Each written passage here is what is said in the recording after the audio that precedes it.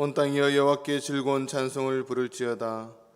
기쁨으로 여호와를 섬기며 노래하면서 그의 앞에 나아갈지어다.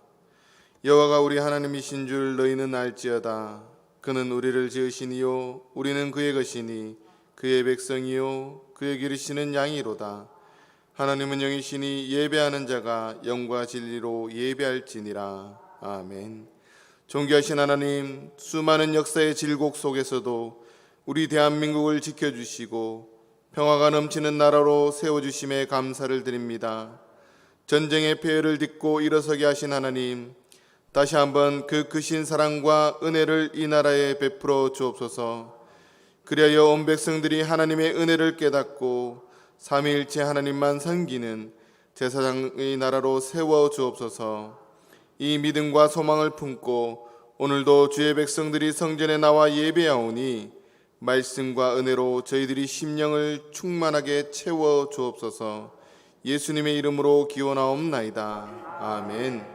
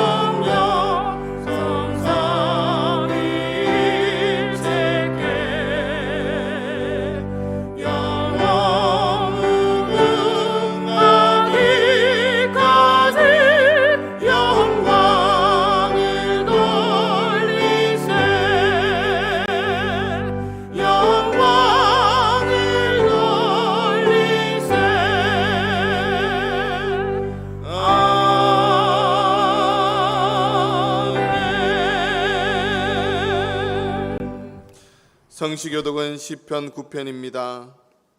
너희는 시온에 계신 여호와를 찬양하며 그의 행사를 백성 중에 선포할지어다.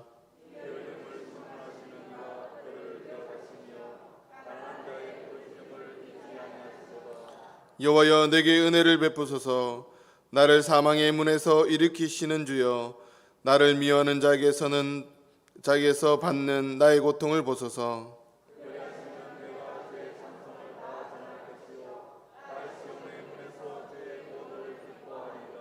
아멘. 나는 전능하신 아버지 하나님, 천지의 창조주를 믿습니다. 나는 그의 유일하신 아들 우리 주 예수 그리스도를 믿습니다. 그는 성령으로 잉태되어 동정녀 마리에게서 나시고 본디오 빌라도에게 고난을 받아 십자가에 못 박혀 죽으시고 장사된 지 사흘 만에 죽은 자 가운데서 다시 살아나셨으며 하늘에 오르시어 전능하신 아버지 하나님 우편에 앉아 계시다가 거기로부터 살아있는 자와 죽은 자를 심판하러 오십니다. 나는 성령을 믿으며 거룩한 공교회와 성도의 교제와 죄를 용서받는 것과 몸의 부활과 영생을 믿습니다. 아멘.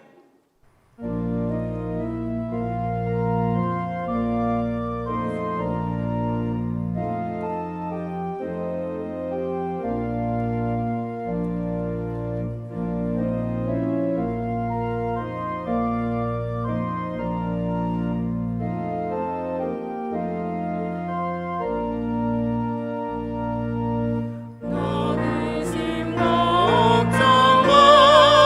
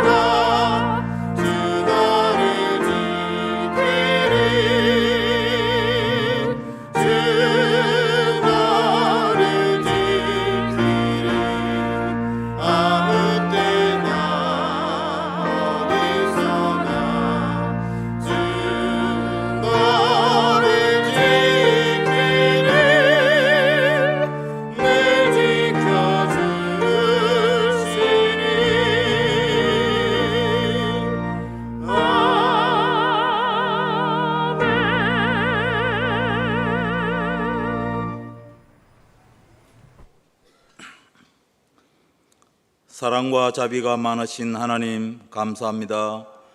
저희를 사랑하시되 독생자 예수 그리스도 십자가에 달리시고 죽음 당하시기까지 구원의 선물을 주신 은혜를 감사드립니다. 그 은혜에 보답하는 삶, 거룩한 삶을 살아야 함에도 온전한 제자의 삶을 살지 못했습니다. 용서해 주시고 긍휼을 베풀어 주옵소서. 역사를 주관하시며 이 세상을 통치하시고 언약의 말씀 따라 행하시는 하나님께 간구합니다. 고통의 코로나 사태가 모든 이들을 힘들게 하고 좌절케 하고 있습니다. 오직 하나님만이 구원의 산성이심을 믿습니다. 광야의 이스라엘 백성에게 길을 인도하시고 만나와 메추라기로 먹이시고 불기둥 구름 기둥으로 인도하신 하나님을 의지합니다. 하루속히 마음껏 찬양과 경배를 드리고 온전한 예배가 드려질 수 있도록 주님 은총 내려 주옵소서. 6월은 호국 보훈의 달, 나라를 위해 희생된 선열들의 피가 헛되지 않도록 이 나라가 바른 길 갈 수 있도록 주님 이 땅을 지켜 주옵소서. 대북 제재와 제2의 고난의 행군으로 북한 동포들은 큰 고통을 받고 있습니다. 자유와 인권, 신앙의 자유가 보장된 땅으로 다시 회복되게 하옵소서. 문창재단을 사랑하시는 주님, 구원의 방주와 지역사회의 등불이 되는 든든히 서가는 주의 재단으로 회복시켜 주옵시고 상처받은 영혼을 회복시켜 주옵소서. 사랑과 돌봄, 성도의 교제가 있고 화목한 공동체로 항상 지켜 주옵소서. 제한된 예배 생활에 너무 쉽게 적응하고 합리화한 저희들입니다. 성령님께서 우리 삶의 전 영역이 깨어나고 신앙 향상을 위해 몸부림치는 간절함이 있도록 기도의 영을 부어 주옵소서. 하나님께서 깨닫게 하시기 위해 저희들을 이 고통 속에 있게 하신 줄 믿습니다. 엘리야처럼 하나님의 세미한 소리를 들을 수 있는 은혜를 내려 주옵소서. 아무것도 할 수 없는 위기의 이 시대에 주님께서 같이 하사 마음의 평정심과 고요함을 주셔서 고난의 시절을 기도의 시간으로 능히 이기게 하옵소서. 성도님들의 사업과 직장, 학업과 취업의 문이 열리게 하시고 주님 위에 영광 위에 모든 일을 진행케 하옵소서. 우리의 연약한 것, 모자란 것 주님 아시오니 우리의 발걸음을 인도하시고 이 시대의 두려움을 물리칠 수 있는 말씀은 주님 말씀뿐임을 알기 원합니다. 구원의 즐거움을 회복시켜 주시고 자원하는 심령을 주사 우리를 붙들어 주옵소서. 슬픔을 당한 가정이 있습니다. 유족을 위로하여 주시고 평안을 회복하게 하옵소서. 육신의 고통으로 병상에 계시는 환우들 회복의 은혜를 주셔서 예배에 나올 수 있도록 주님의 손길로 치료하여 주시옵소서. 소유와 누림의 신앙에서 더 많은 것 내려놓고 깨어지고 포기하는 성숙한 신앙이 되기 원합니다. 주님께서 세우신 주의 사자께서 말씀 선포하심을 기다립니다. 은혜 받고 세임 얻는 시간 되기 원합니다. 성령님 함께하여 주옵소서. 호산나 찬양대가 제한된 조건 아래서 마스크를 쓴 채로 찬양 올립니다. 찬양 받으시고 홀로 영광 받으시옵소서. 찬양하는 이들에게 함께하옵소서. 우리의 영원한 주가 되시고 부활의 소망 되시는 예수님 이름으로 기도드립니다. 아멘.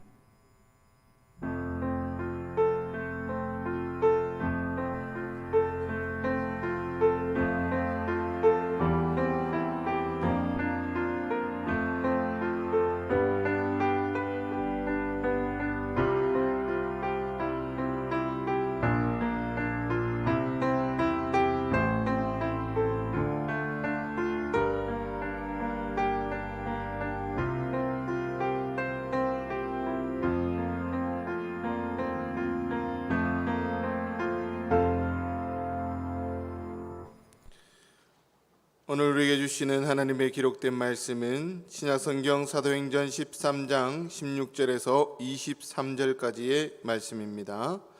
제가 가진 성경 신약성경 210면입니다. 이제 신약성경 사도행전 13장 16절에서 23절까지의 말씀을 봉독할 때 하나님의 말씀으로 경청하시기 바랍니다. 바울이 일어나 손짓하며 말하되 이스라엘 사람들과 및 하나님을 경외하는 사람들아 들으라. 이 이스라엘 백성의 하나님이 우리 조상들을 택하시고 애굽 땅에서 나그네 된 그 백성을 높여 큰 권능으로 인도하여 내사 광야에서 약 40년간 그들의 소행을 참으시고 가나안 땅 7족속을 멸하사 그 땅을 기업으로 주시기까지 약 450년간이라. 그 후에 선지자 사무엘 때까지 사사를 주셨더니 그 후에 그들이 왕을 구하거늘 하나님이 베냐민 지파 사람 기스의 아들 사울을 40년간 주셨다가 패하시고 다윗을 왕으로 세우시고 증언하여 이르시되 내가 이새의 아들 다윗을 만나니 내 마음에 맞는 사람이라 내 뜻을 다 이루리라 하시더니 하나님이 약속하신 대로 이 사람의 후손에서 이스라엘을 위하여 구주를 세우셨으니 곧 예수라. 아멘.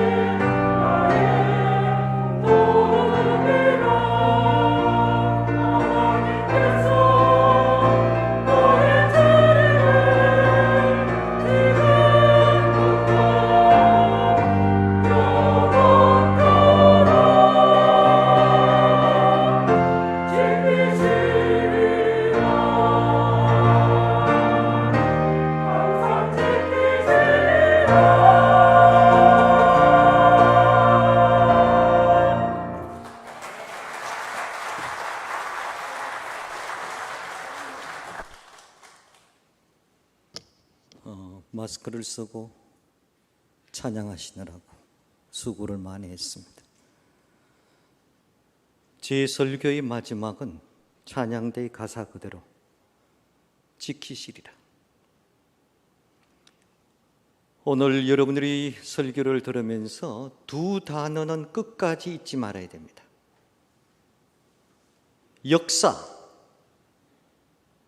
역사는 두 가지 단어를 잊어서는 안 됩니다. 하나는 방향입니다. 하나는 책임입니다. 역사에 대한 이야기를 할 때는 단순히 자랑이 아닙니다.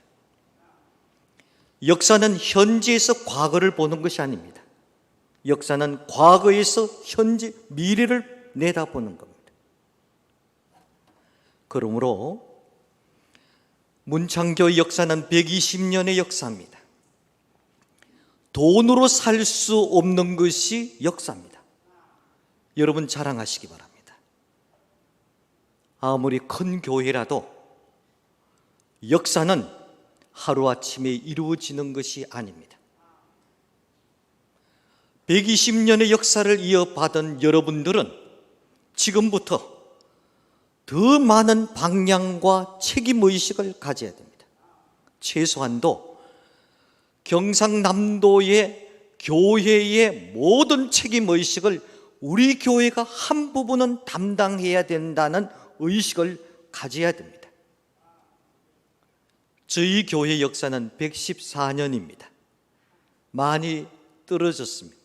동생입니다. 그러나 경상북도에서는 모 교회와 같습니다. 경상도 지역의 역사, 교회에 대한 책임의식을 가지면서 성내교회는 지금도 활동하고 있습니다.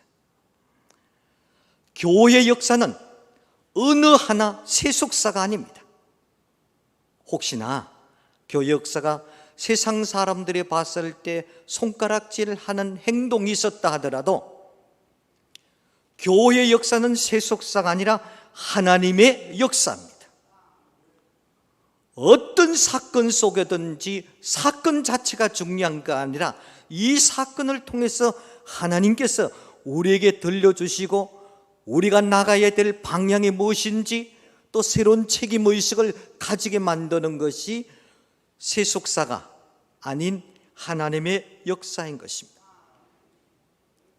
그런 의미에 여러분들은 어떤 역사관을 가졌냐에 따라서 오늘의 삶의 태도가 결정되고 결국 미래 역사가 결정이 되는 것입니다. 한마디로 여러분 한 분 한 분은 모두가 역사를 만들어가는 존재입니다. 가정에서, 사회에서, 교회 공동체에서 나 한 사람은 역사를 만들어가는 존재라는 것을 의식해야 됩니다. 그러므로 방향, 책임 이 두 단어를 잊어서는 안 되는 것입니다. 예수 믿는 사람들은 다 역사의식이 요청되는 것입니다. 역사의식이라는 것은 역사를 바라보는 시각을 말하는 것입니다. 똑같은 사건이라도 어떤 사람은 부정적으로 바라봅니다. 어떤 사람은 긍정적으로 바라봅니다. 역사를 바라보는 자세가 오늘의 나의 삶의 태도를 결정하고 결국 그것이 미래 역사로 이어져 나가는 것입니다. 역사학자 에드워드 카라는 사람은 역사가 뭐냐? 역사란 바로 현재와 과거의 만남과 대화라는 것입니다. 120년 전에 이 교회를 시작했던 초창기 멤버들과 현재 오늘 우리가 만나는 것이 역사입니다. 주기철 목사님 역사의 일대기를 이제 주보에 첫 번째 나왔습니다. 왜 주기철 목사님의 과거 역사를 말합니까? 과거의 한 사건이 아니라 그 사건이 오늘 나와 만나서 미래에 나는 어떻게 살아가야 되고 나는 어떤 결정을 내려야 되느냐 하는 것을 우리에게 요청하는 것입니다. 단순한 과거사를 듣는 것이 아니라는 것입니다. 왜 역사를 이야기합니까? 더 나은 내일, 더 발전된 미래, 더 살기 좋은 세상으로 나아가고자 하는 과거와 현재의 대화인 것입니다. 그래서 역사는 때로는 거울이다라고 말하는 사람들도 있습니다. 거울을 보면서 현재의 내 모습을 보면서 보다 나은 미래를 생각하는 것이 거울의 목적입니다. 사람에게는 늘 네 종류 거울을 앞에 서게 되는 것입니다. 아침에 여러분들이 나올 때 머리를 빗기 위해서, 화장하기 위해서 늘 보는 거울이 있습니다. 이것은 나의 겉모습을 보는 거울입니다. 두 번째는 이웃이라는 거울이 있습니다. 이웃이라는 거울은 내 인격을 이웃을 통해서 보는 것입니다. 우리 동네 저 사람이 왜 나한테 서로 인사를 하지 않고 그냥 지나가지? 이상하다. 이렇게 생각했을 때 내가 과거에 저 사람에게 먼저 인사하고 친절하게 대하지 않았구나. 상대방이 나를 존경하지 않는다는 것이 아니고 먼저 내가 상대방을 존경하지 않았구나. 이웃이라는 존재, 교회에서 성도끼리 와서 왜 저 사람 나를 피하지? 누구를 원망할 것이 아닙니다. 이웃을 보고 내 인격을 판단하고 지혜를 얻어야 되는 것입니다. 세 번째는 역사라는 거울이 있습니다. 실패 또는 성공한 과거 역사를 통하여 어떻게 오늘과 내일을 살아가야 할 것인가를 보여주는 거울이 역사인 것입니다. 우리는 어떤 중요한 결정을 내릴 때 한 번 정도는 역사의 거울을 바라봐야 됩니다.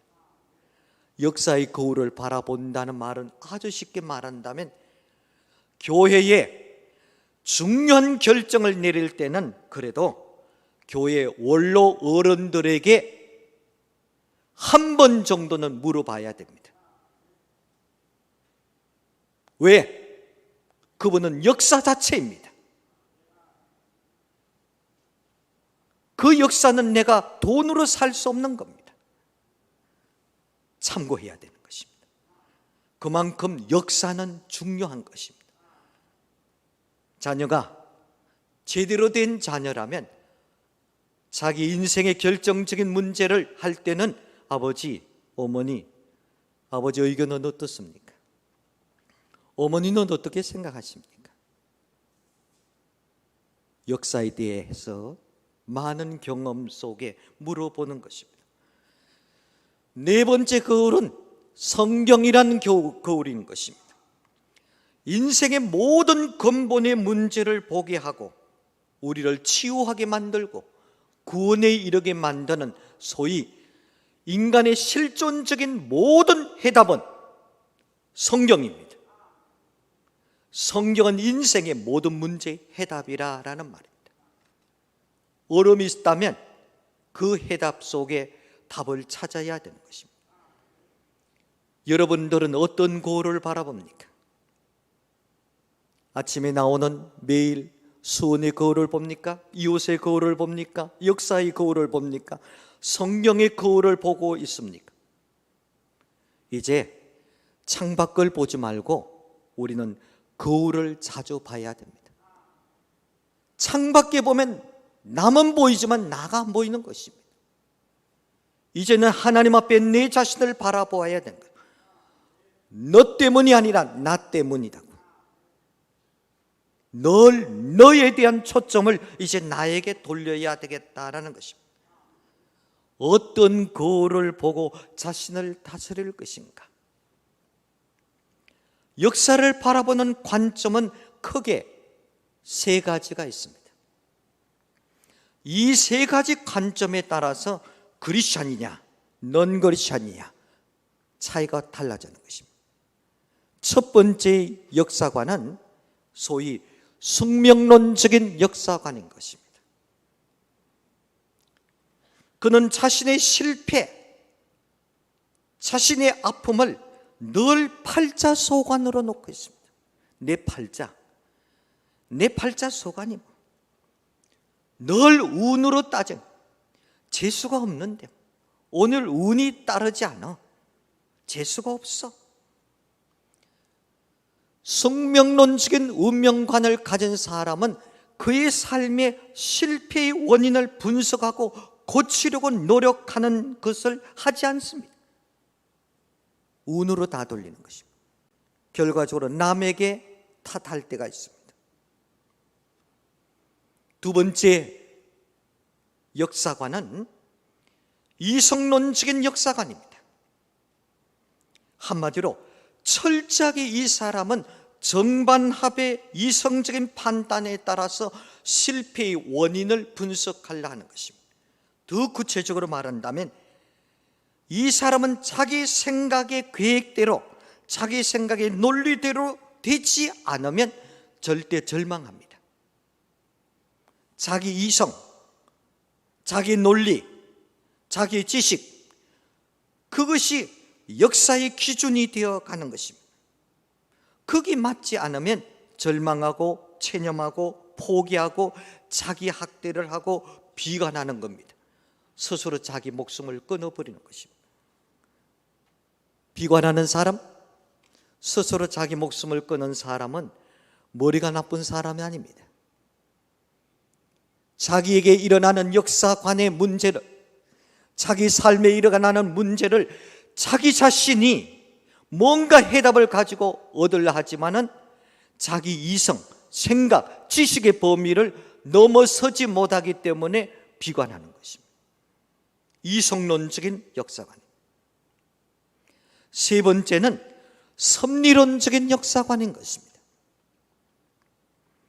그는 자신의 실패를, 그는 자신의 삶의 과정을 하나님의 섭리 가운데 이루어진 것으로 보고 있습니다. 하지만 숙명론자와 달리 그 사건은 단순히 운명에 돌리지 않고 적극적으로 내가 왜 실패했는지, 동시에 하나님의 뜻을 묻는 것입니다. 초점을 하나님께 두는 겁니다. 좋은 일이든 실패한 일이든 가정의 어려운 일이든 하나님을 빼놓고 역사를, 자기 사건을 해석하지 않습니다. 하나님의 섭리론적 역사관인 것입니다. 늘 어려운 문제 속에 하나님의 뜻을 묻는 것입니다. 하나님, 내가 당하고 있는 이 고난과 고통이 하나님의 뜻이 무엇입니까? 아니면 내가 겪어야 될 광야의 교실 속에 내가 있어야 될 과목입니까?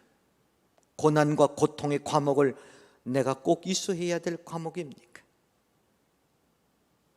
가나안을 들어가기 위해서는 누구든지 광야는 통과해야 됩니다. 부활의 역사와 기쁨을 맛보기 위해서는 십자가, 그리스도 안에서 내 자신이 함께 죽어주는 신앙의 경건의 훈련을 받아야 되는 것입니다. 늘 하나님의 메시지를 갖습니다. 그래서 기독교 역사가는 늘 도전과 탈출인 것입니다. 넘어지지 않습니다. 어떤 절대 절망 속에서도 새로운 도전을 합니다. 도전에 만족하지 않고 또 새로운 사건에 탈출해 나가서 하나님의 영광을 살아가는 것입니다. 여러분은 어떤 유형의 역사관을 가진 사람입니까? 숙명론적입니까? 아니면 이성론적인 역사관을 가졌습니까? 아니면 섭리론적인 역사관을 가졌습니까? 오늘의 본문 말씀입니다. 오늘의 본문 말씀은 바울이 자기 동족인 유대인을 향하여 이스라엘 역사를 가지고 예수님을 증거하고 있는 내용입니다.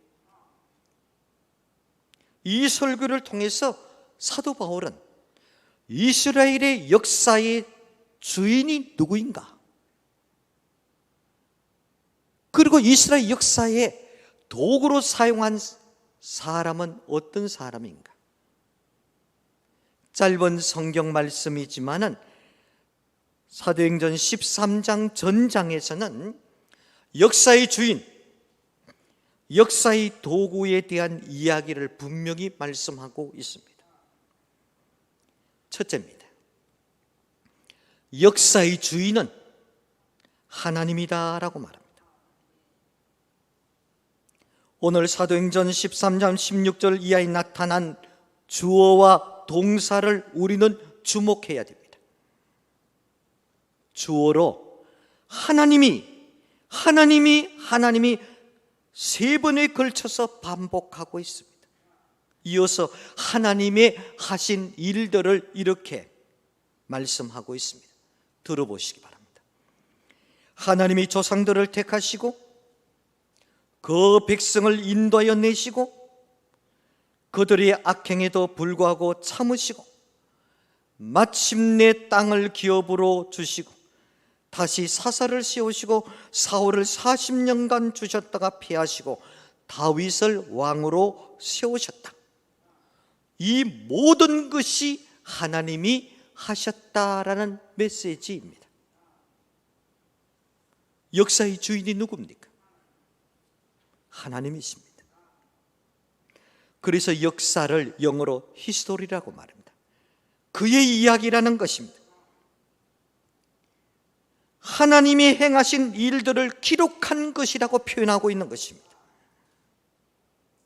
세상이 어떻게 변하든지, 때론 전쟁과 죽음과 어떤 부조리 이해하지 못한 사건이 있을지라도 역사의 주인이신 하나님은 반드시 모든 것이 합력하여 선을 이루시는 분이십니다.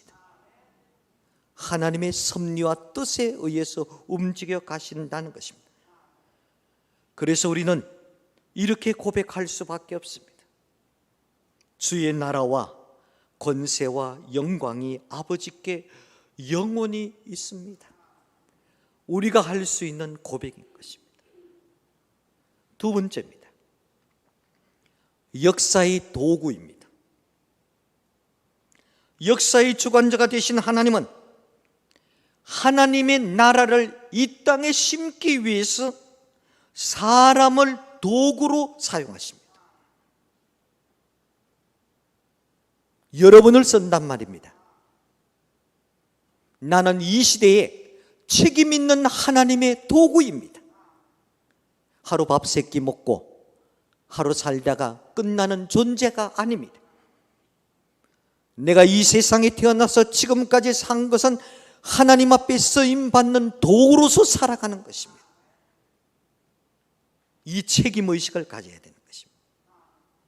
하나님이 사람을 통해서 역사를 만들어가는 것입니다. 오늘 예배에 참석하신 여러분, 하나님께서는 오늘 여러분들을 도구로 쓰셔서 문창초의 역사를 지금부터 또 만들어가기를 원하시는 것입니다. 그렇다면 하나님은 어떤 사람을 사용하신다라고 말합니다. 내가 이 사람이 되기 위해서 자신이 노력해야 됩니다. 성경에 보니까 한 인물을 등장시킵니다. 다윗과 같은 사람을 말합니다. 성경 22절에 이렇게 말합니다. 내가 다윗을 만나니 내 마음에 맞는 사람이다 라고 말합니다. 그렇다면 하나님 마음에 맞는 사람은 어떤 사람입니까?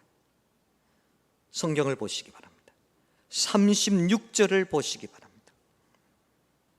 36절에 이렇게 기록되어 있습니다. 다윗은 당시에 하나님의 뜻을 쫓아 섬기다가 잠들어라고 말합니다. 정리합니다. 하나님의 마음에 맞는 사람은 하나님의 뜻을 쫓아 산 사람입니다. 내 뜻이 아닙니다. 내 감정이 아닙니다. 내 이익이 아닌 것입니다.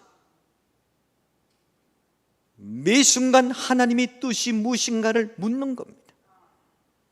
그래서 우리는 성령 충만하기를 원하는 것입니다. 성령님이 나에게 하나님의 뜻이 무엇인지를 감동시키기를 원하시는 거예요. 오늘도 하나님은 여전히 다윗과 같은 사람, 하나님 마음에 맞는 사람, 하나님의 뜻을 쫓아 살고자 하는 그 사람을 찾으시는 것입니다. 곧 하나님 말씀대로 살고자 하는 사람들을 찾는다라는 말입니다. 그렇다면 하나님 말씀대로 산다는 것을 구체적으로 뭡니까? 좀 넓은 의미로 말하는 겁니다. 하나님 말씀대로 산다. 말씀대로 사는 사람들은 저는 5가지로 요약을 하고 싶습니다. 첫째는 삶의 목표를 바르게 정해야 됩니다. 다윗이 하나님 마음에 합한 사람이다, 하나님의 뜻을 쫓았다라는 것은 시편 성경 기록에 보면 여호와는 나의 목자다라고 말합니다. 대표적인 말씀입니다. 무슨 말씀입니까? 다윗의 삶의 모든 첫 자리는 하나님이었습니다. 첫 자리입니다. 여호와는 나의 목자다라고 말합니다. 나의 첫 번째 자리를 하나님 앞에 드릴 수 있어야 된다는 것입니다. 그렇게 하는 사람이 분명히 목표 하나님입니다. 방향이 분명한 것입니다. 목표를 하나님께 둘 수 있는 사람, 그 사람은 그 나라와 그 의를 먼저 구하는 겁니다. 그래서 늘 그의 삶의 어떤 방법보다도 방향을 하나님께 두는 것입니다. 이미 여러분들이 목사님을 통해서 많이 들은 이야기입니다. 그렇게 사는 사람은 인생을 빨리 달려가기보다는 늘 그 자신은 바른 것을 선택하는 것입니다. 내가 조금 느리더라도 바른 것을 선택할 수 있어야 됩니다. 하나님 마음에 합한 사람, 하나님의 뜻을 찾는 사람은요, 그의 인생을 이익 중심으로 살지 않습니다. 늘 의 중심으로 사는 것입니다. 하나님의 뜻이라면 때론 내가 이익이 있더라도 과감하게 내던질 수 있는 사람, 내가 하나님의 뜻이라면 나에게 이익이 있는 것을 손해가 보더라도 포기할 수 있는 사람, 분명히 삶의 목표를 하나님께 둔 사람인 것입니다. 목표를 하나님께 둔 사람은 과정도 중요시 여겨야 됩니다. 선한 것이라면 반드시 과정도 의로워야 되는 것입니다. 에릭 프롬은 소유보다는 존재됨을 이야기하고 있습니다. 나에게 얼마나 소유에 대한 관심보다는 내가 하나님 앞에 어떤 존재로 서야 될 것인가, 관심을 갖는 것입니다. 그래서 우리는요, 무엇이 되느냐 보다도 어떻게 사느냐가 중요한 것입니다. 내가 사장이 되는 것보다도 내가 사장으로서 어떻게 살 것이냐가 중요한 것입니다. 내가 목사가 되겠다는 것보다도 목사로 어떻게 내가 살 것이냐가 중요한 겁니다. 장로로서, 집사로서, 권사로서 내가 어떻게 살 것인가. 우리는요, 수단과 방법을 가리지 않고 결과만 좋으면 된다라는 세속적인 과정을 과감하게 버려야 되는 것입니다. 동기도 중요합니다. 과정은 더욱더 중요합니다. 그러므로 결과는 더 아름답게 나타나는 것입니다. 제가 주일날 이런 이야기를 해서 죄송합니다. 이 동네는 없는 이야기. 목사님, 꼭 저는요, 예수 믿는 사람들에게 당합니다. 이상하게 예수 믿는 사람들에게 당해서 우리 남편을 전도하려 하더라도 전도를 하지 못합니다. 남편이 사업하다가 당한 것도 예수 믿는 사람. 새겨 들으시기 바랍니다. 이렇게 말해야 됩니다. 목사님, 저는 너무 감사해요. 우리 남편이 예수 믿는 사람을 만나고 나서 너무 좋아해요. 자기가 예수 믿지 않아도 당신 때문에 당신의 기도를 많이 했는 것 같아. 그분, 장로님, 집사님, 그분이 나에게 얼마나 많은 배려하고 베푸는지 모른다고. 너무 감사하다. 이게 신앙입니다. 이게 믿음이에요. 세 번째, 삶의 우선순위입니다. 우리는 교회에 나와서 예수 믿는 것을 세상에서 편안하게 살기 위해서 예수 믿는 것은 아닙니다. 성령이 주시는 평안을 위해서 우리가 믿는 것입니다. 편안하면 신앙도 다 잊어버리는 겁니다. 적당한 고난과 고통이 우리 인생을 자극시키는 겁니다. 가정을 화목하게 만들 때도 있습니다. 방향을 바르게 정할 때도 있는 것입니다. 편안보다는 평안을 추구해야 되는 것입니다. 성령이 주시는 겁니다. 우리는 불편이 아닙니다. 불편이 불행이 아닙니다. 우리가 진정한 삶의 평안의 상실을 낼 때 인생이 힘들어져 가는 것입니다. 우리는 쾌락보다는 기쁨을 추구하고요, 욕망보다는 필요보다는 의를 추구하는 겁니다. 의보다는 덕을, 덕보다는 하나님의 뜻을 먼저 찾는 것이 우선순위인 것입니다. 네 번째는 하나님의 뜻을 위해서는 끊임없는 경건의 훈련이 필요한 것입니다. 경건이 뭡니까? 경건은 두 가지 단어로 이루어졌습니다. 저분 경건한 삶을 산다고 말할 때 두 가지 단어. 하나는 절제입니다. 또 하나는 배려하는 것입니다. 절제하는 겁니다. 내가 진정으로 거룩한 삶, 경건한 삶을 살기 위해서는 많은 것을 절제해야 됩니다. 내려놓아야 됩니다. 누구 때문에? 예수님 때문에, 믿음 때문에 내가 절제하는 겁니다. 그리고 배려하는 겁니다. 배려는 뭡니까?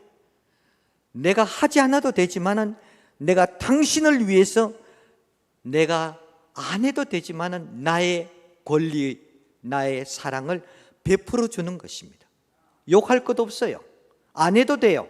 그러나 당신을 위해서 내 권리와 권한을 나누어 주는 겁니다. 배려는 또 하나의 사랑인 것입니다. 얼마나 멋있습니까? 안 해도 돼요. 그러나 길거리 가다가 노인이 힘드는 바구니를 들고 간다면 지나가도 돼. 그러나 더운 날씨라도 내가 같이 바구니를 들어주면서 같이 걸을 수 있는 것, 이게 배려라는 말입니다. 그게 경건한 삶인 것입니다. 경건은 40일 금식 기도했다고 경건이라고요? No! 이건 교만할 수 있어요. 경건은 늘 나 자신을 절제하는 겁니다. 그리고 남에게 배려하는 것입니다. 마지막으로 이 모든 것을 하기 위해서는 기도해야 됩니다. 기도하지 못하는 사람들 가운데 많은 사람들이 기도가 특정된 장소에서 기도해야 되겠다는 것에 얽매여 있는 겁니다. 우선순위는 교회라는 공동체에 와서 함께 기도하는 것이 얼마나 아름답습니까? 내가 이 공동체에 함께 못 나온다면 내가 있는 삶의 터전에서 기도하면 됩니다. 기도는 꼭 눈 떠서 해야 되느냐? 저는 그렇게 생각하지 않습니다. 눈 감아서 해야 되느냐? 그렇게 생각하지 않습니다. 눈 뜨고도 좋습니다. 얼마든지 자연을 바라보면서 어떤 상황 속에서 기도는 해야 됩니다. 기도가 뭡니까? 내 삶을 진단하는 것입니다. 동시에 내 삶을 계획하는 것입니다. 그리고 기도로 통해서 내가 교정을 받는 것입니다. 더 나아가서 도움을 요청하는 겁니다. 최소한도 내 삶을 진단하는 것입니다. 계획을 하나님 옆에 올려드리는 것입니다. 그리고 교정받는 것입니다. 그리고 도움을 요청하는 것입니다. 내 뜻을 하나님 앞에 내놓지만은 결과는 아버지, 당신의 뜻대로 하여 주십시오. 이렇게 말씀을 쫓아 살 때 하나님은 그 사람을 위대하게 사용하신다라는 말입니다. 이제 더 이상 무엇이 되려고 하지 마시기 바랍니다.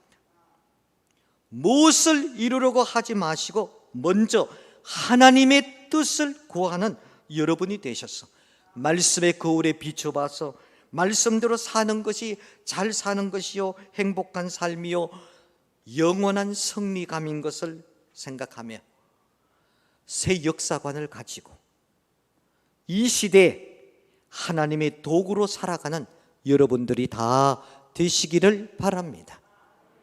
기도하겠습니다. 기도하시기 전에 오늘 우리 김병호 장로님 찬양을 제 설교의 마지막으로 찬양을 해 주시기 바랍니다.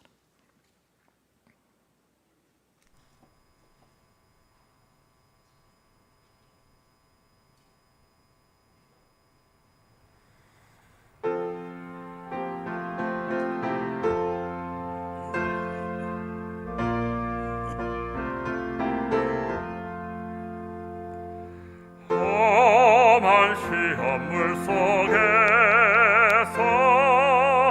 나를 건져주시고 노한 풍랑 지나도록 나를 숨겨주소서. 주여 나를 돌보시사 고이 품어주시고 험한 풍파지나도록 나를 숨겨주소서.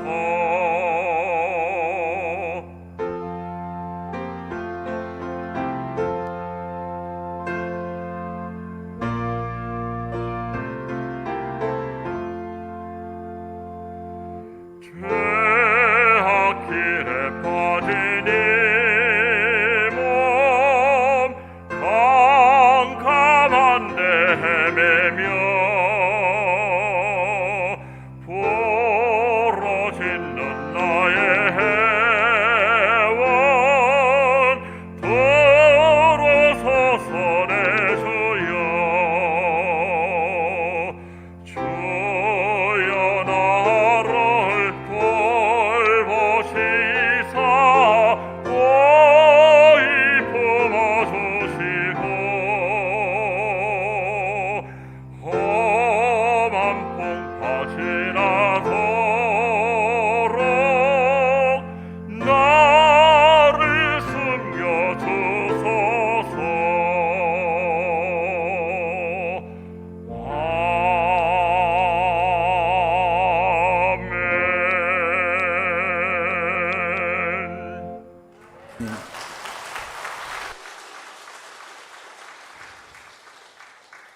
거룩하신 우리 하나님 아버지, 오늘 거룩한 주일 주님 전에 나와서 말씀을 들은 사랑하는 모든 성도들 가슴 속에 역사의 주인이 하나님이시요, 오늘 이 시대에 살아가고 있는 우리들이 역사의 도구로 쓰임받는 자인 것을 늘 깨달으면서 아름다운 역사를 만들어가는 귀한 하나님의 백성들이 다 되도록 도와주옵소서. 문창교회 오늘의 역사를 만들어가는 귀한 종들이 오니 이들에게 지혜 주시고 능력을 허락하여 주시고 가정가정에 하나님의 복이 넘쳐날 수 있도록 주님 도와주옵소서. 예수님 이름으로 기도드립니다. 아멘.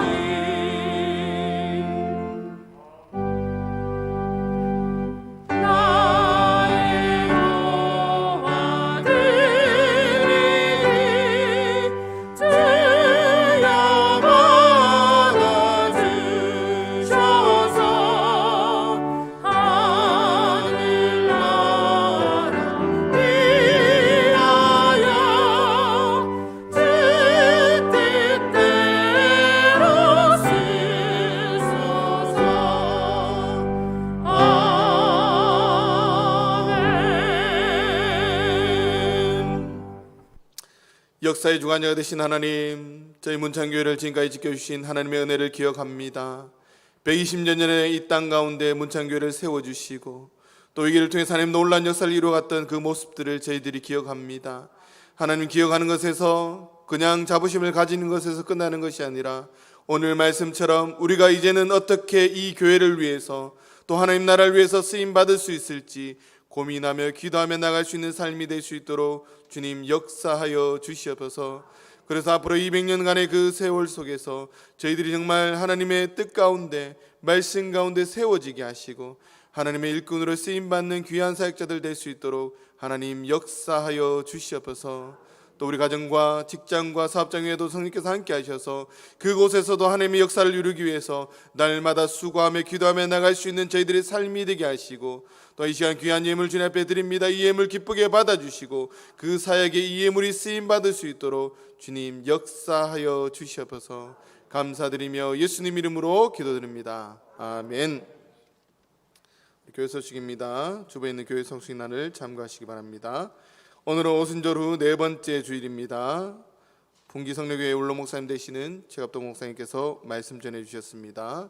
참여해 주시는 우리 특송해 주신 장로님께 감사의 말씀 드립니다. 예배 실황은 온라인에서 실시간으로 방송되고 있습니다. 다음 주 2부 예배 후에 정기당이 있습니다. 2021년 문창교회 교사대학이 7월 3일 토요일 오후 1시 30분 나사렛실에서 있습니다. 현재 개성고등학교 교목실장인 유기남 목사님 나오셔서 우리 강의해 주시는데 관심 있는 분들은 참여하셔서 들어주시면 감사하겠습니다. 우리 알림입니다. 상반기 회계감사가 있습니다. 7월 4일 주일까지 각 부서 기관 회계장부를 당일실로 제출해 주시면 감사하겠습니다. 소요 예배 특송 계속 진행 중에 있습니다. 우리 많은 성도님들 관심과 참여해 주셔서 우리 수요 예배가 활성화될 수 있도록 또 찬양 가운데 은혜 받을 수 있도록 동참해 주시기 바랍니다.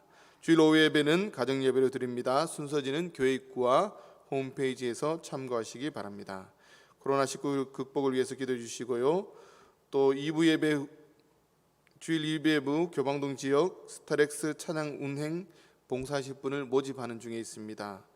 우리 봉사하실 분들 또 운전할 수 있는 분 누구나 가능하오니 우리 2부 예배 후에 우리 2부 예배 전입니까?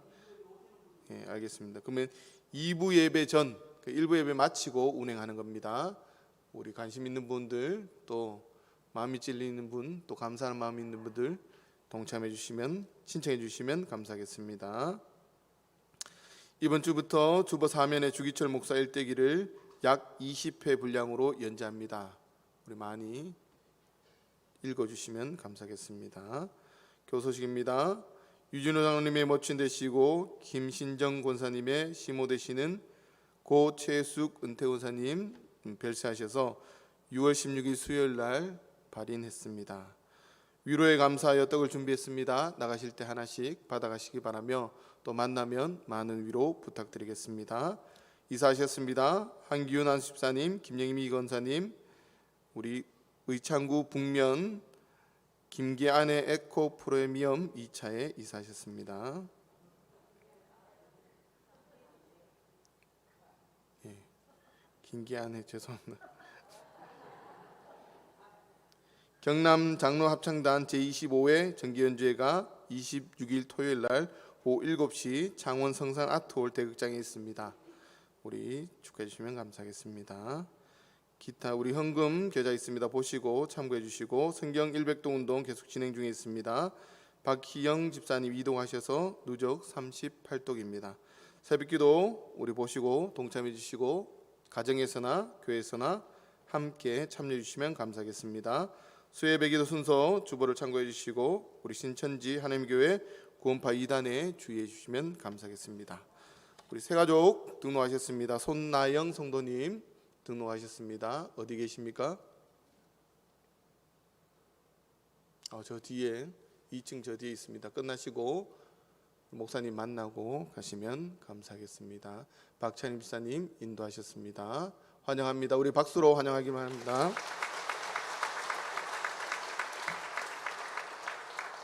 다 같이 일어나셔서 날 구원해 주신 주 감사 찬양하신 후에 최갑도 올로 목사님 나오셔서 축도의 심으로 일부 예배를 마치도록 하겠습니다.